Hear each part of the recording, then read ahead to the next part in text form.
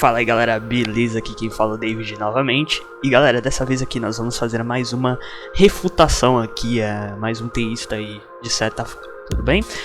Bom, primeiramente a gente vai fazer essa refutação aqui como mais um exemplo, né, acerca da forma como os apologetas eles respondem a esse tipo de coisas, né, esse tipo de raciocínios avançado por ateus e céticos em geral contra o conceito de Deus deles, né.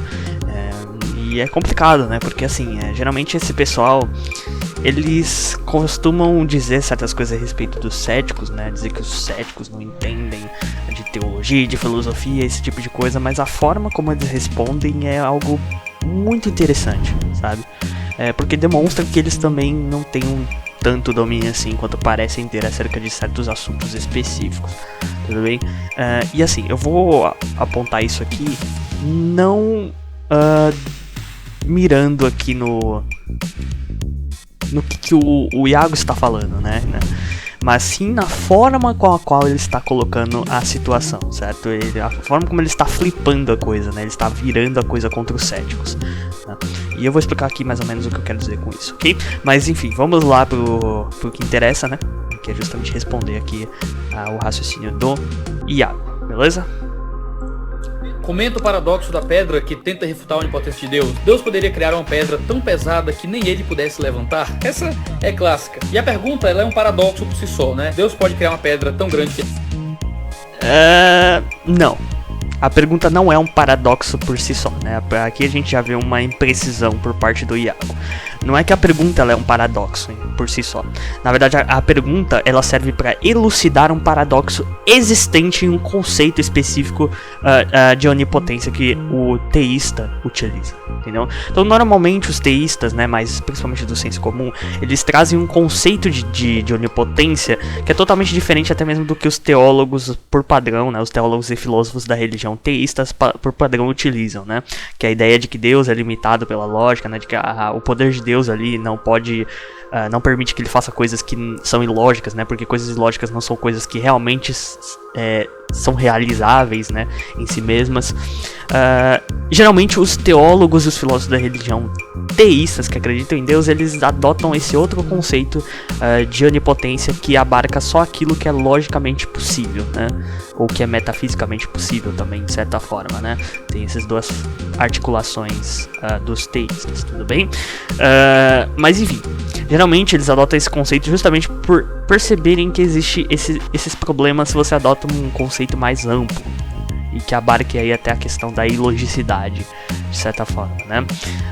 Então assim, normalmente esse paradoxo ele é avançado por ateus, né, por céticos, justamente para atacar não para atacar, mas para demonstrar uma inconsistência em um conceito específico, né, uma inconsistência lógica existente em um conceito específico de onipotência, né, que geralmente é o que a galera mais comum, né, que não tem conhecimento em filosofia, não tem conhecimento em teologia, recorre, né.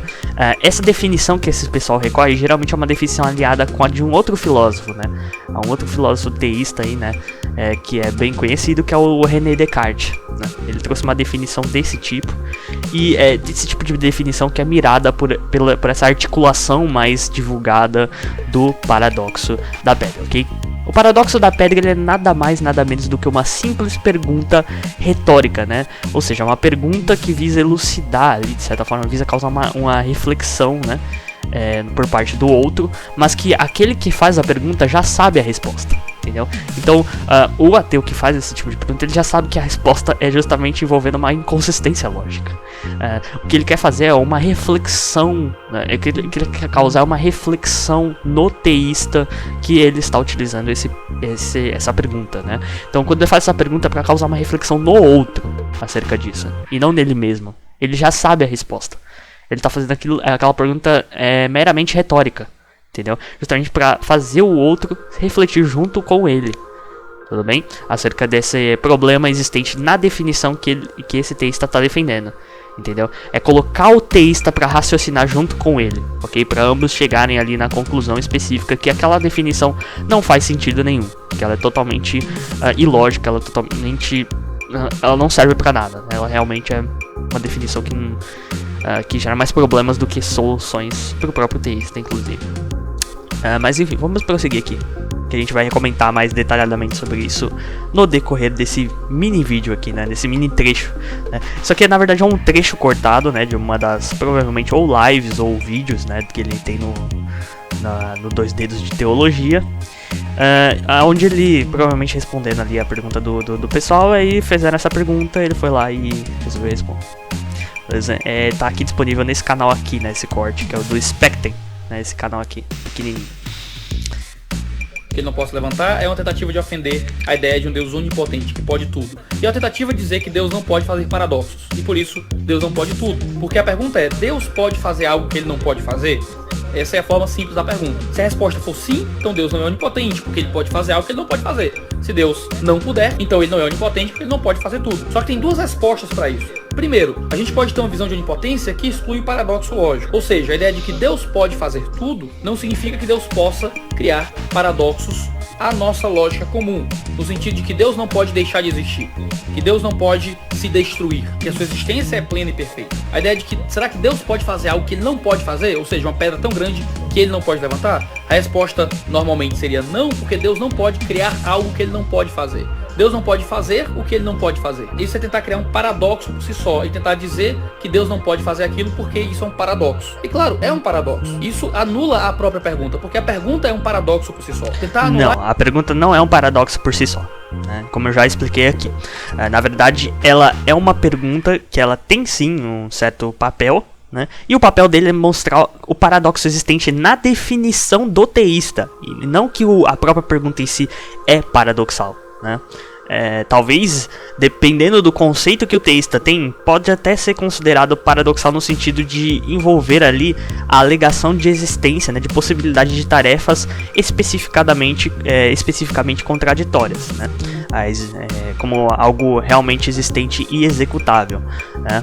Mas, enfim, é justamente para responder a esse tipo de resposta, né, de teístas mais sofisticados que reformulam o conceito de onipotência, ou que pelo menos trazem um conceito mais robusto e que não inclui essa possibilidade, né, de Deus fazer coisas ilógicas, né, que os filósofos da religião, principalmente ateístas e, enfim, ali que trabalham nesse campo, eles rearticulam o paradoxo da pedra em termos de tarefas não contraditórias, né? Como, por exemplo, criar um quadrado redondo. Esse tipo de tarefa pode ser apontada por um teísta mais sofisticado como uma tarefa contraditória em si mesma, certo? Ou seja, uma tarefa especificadamente contraditória, né? E, portanto, inexistente, impossível de se executar. Mas esse paradoxo ele pode ser rearticulado em termos de tarefas essencialmente indexicais, né? Ou seja, que contém indexicais essenciais, né? Que elas dependem de indexicais ali. O que é o indexical? É justamente um termo ali, né? É justamente um tipo de referência, né? Onde você tem uma coisa que é referenciada ali por aquela coisa. Então, indexicada, né? Por assim dizer. Então, por exemplo, a gente pode dizer que a tarefa de criar uma pedra, né? Ou melhor dizendo, a tarefa de você... por exemplo, você pegar uma massa de concreto, né, um ser qualquer, por exemplo, o David pegar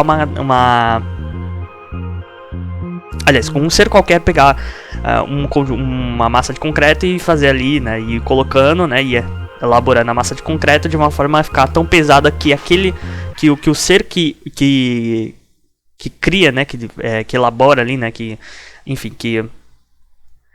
formula aquela massa de concreto ali daquela forma, ele não consiga carregar, né? Justamente por envolver ali um certo peso, alguma coisa assim que limite a própria capacidade dele de levantar aquela massa de concreto conforme ele for colocando mais concreto ali, entendeu?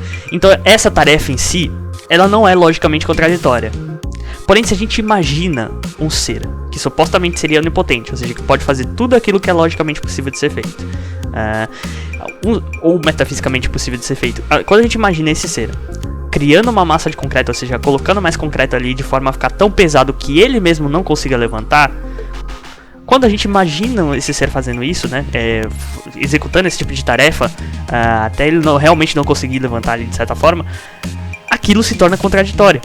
Porque ele vai estar anulando a própria capacidade dele de poder levantar aquela massa de concreto, entendeu? Então ele vai estar se limitando o próprio poder ali ao executar aquela tarefa, entendeu?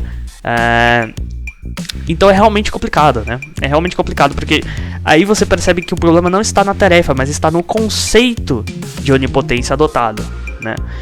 Então você consegue ver que o paradoxo da pedra em si, nessa pergunta retórica, Deus pode criar uma massa de concreto tão pesada que ele não possa mover, ou Deus não pode criar uma pedra tão pesada que ele não possa levantar, esse tipo de coisa, esse tipo de pergunta retórica, serve justamente para elucidar um problema no conceito de onipotência, né? no atributo ali daquele Deus, né?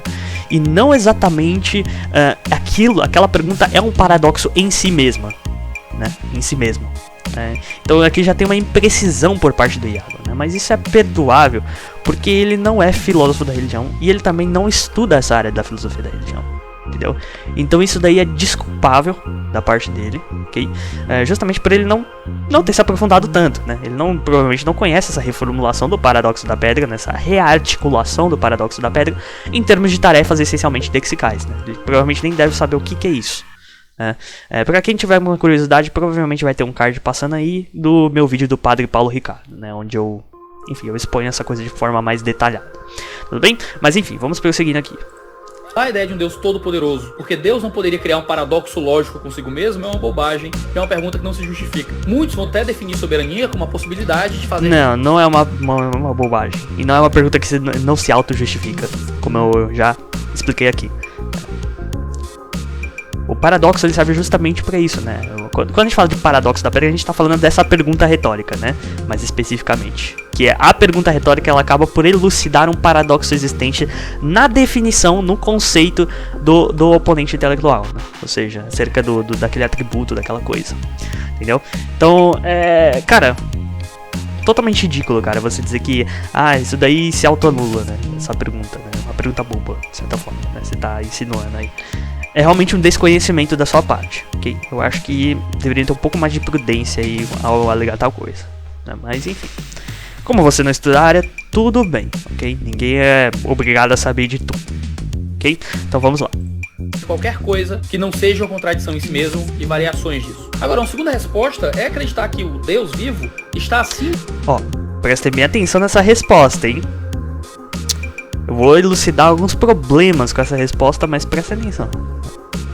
Da lógica aristotélica e que o modo como a realidade de Deus se configura é diferente da nossa, superior à nossa, que nós não podemos alcançar. Então Deus sim poderia criar um paradoxo, porque a lógica seria uma criação humana, uma estrutura das relações humanas e do modo de raciocinar dentro desse mundo criado, e que Deus não estaria sujeito a isso. Ou seja, Deus poderia criar algo que é um paradoxo lógico, mas nós não conseguiríamos entender isso. Essa é uma resposta que também seria logicamente válida a respeito do assunto. Então, presta atenção nessa ideia de logicamente válida. Ô Iago, se você tá dizendo que Deus está se Deus está acima da lógica, e aí você me dá essa resposta de que a gente não pode compreender, mas que mesmo assim ele pode existir mesmo sendo ilógico, e aí você diz que essa resposta é uma resposta logicamente válida, é complicado, né? Porque daí você tá dizendo que existe uma lógica distinta, mas da qual abarca essa outra lógica que é a nossa lógica, né? E que, portanto, a lógica de Deus seria essa outro tipo de lógica que a gente não entende e que é contraditória, de acordo com essa lógica que nós temos aqui, mas que, enfim, o fato de você dar esse tipo de resposta torna essa resposta logicamente válida, né? Logicamente válida em que sentido, né? No sentido da lógica de Deus? Se é esse o caso, então a gente está assumindo a existência de dois tipos de lógica, né? Ou seja, de dois tipos de estrutura de pensar, de certa forma, né? De estrutura lógica ali de pensar, de articular os pensamentos, esse tipo de coisa. Mas se isso de fato é o caso, como que você pode, por exemplo, assumir que as coisas que você diz a respeito desse Deus são coisas que procedem, né? Que procedem ali, que têm uma coerência de certa forma. Como você pode dizer, por exemplo, que Deus é bom, ou seja, que Deus contém os atributos que ele contém, né? Ou que Deus é aquelas coisas que ele diz que é, sendo que Deus pode contradizer tudo aquilo que ele diz que ele é, e que ele revela ali na palavra revelada, né? No livro revelado. Como que você vai confiar nesse Deus, sendo que esse Deus, mesmo supostamente tendo esses atributos, tendo essas coisas e tendo essa essência divina que ele tem, né, com esses atributos que vocês defendem, esse tipo de coisa, se ele pode agir de forma contrária a esses atributos, justamente porque ele pode obedecer a um outro tipo de estrutura lógica que não está submetida à nossa lógica. Se você faz essa distinção entre os dois tipos de lógica, então você anula totalmente a ideia de que nós podemos conhecer ou pelo menos compreender qualquer coisa a respeito desse Deus. Por quê? Porque esse Deus ele atua de uma forma, em uma estrutura lógica ali, né, em um âmbito ali totalmente incompreensível para nós, de certa forma, né? Se Deus não pode ser conhecido em nenhum aspecto possível, então não faz sentido você dizer coisas a respeito dele, ou da vontade dele, ou do que ele disse ou deixou de dizer, né? Porque na verdade ele pode ter querido dizer outra coisa, né? Afinal, ele não obedece à nossa lógica, entendeu? Então, essa resposta, ela traz esse tipo de consequência, né? De consequência aí pro raciocínio de vocês, né? Pro pensamento de vocês. Ela traz muito mais problemas do que soluções. E é por isso que nenhum filósofo teísta, né? Da religião sério, adota esse tipo de saída que você está adotando, né? O que você está insinuando que é uma saída plausível, quando na verdade não é uma saída plausível. É uma saída que é muito mais problemática para você do que qualquer outra coisa, ok? Então realmente eu gostaria que você refletisse sobre isso, né? Se você articula essa coisa como uma resposta digna, né, de consideração, é algo realmente muito complicado, né? Eu gostaria de você saber como que você lidaria com essas consequências desse tipo de raciocínio que você tem a respeito desse seu Deus, né? Já que ele teria uma estrutura lógica diferente da nossa, né? Ele agiria de uma forma diferente da nossa, de uma forma que é incompreensível, né? E que, portanto, isso acaba minando todos os fundamentos pelos quais você pode utilizar para alegar que você sabe alguma coisa a respeito desse Deus, né? Quando na verdade não tem como nós compreendermos de fato, okay? Justamente por ele não ser lógico, ok? Mas enfim, vamos ver aqui se ele tem mais alguma coisa. Dizer que Deus não existe ou que Deus não pode ser onipotente porque ele não poderia criar algo que ele não pode criar, não exclui a ideia de um Deus que é sim onipotente e que pode fazer todas as coisas. Cara. Bom, eu já elucidei aqui os problemas disso, né? Então não preciso falar mais nada.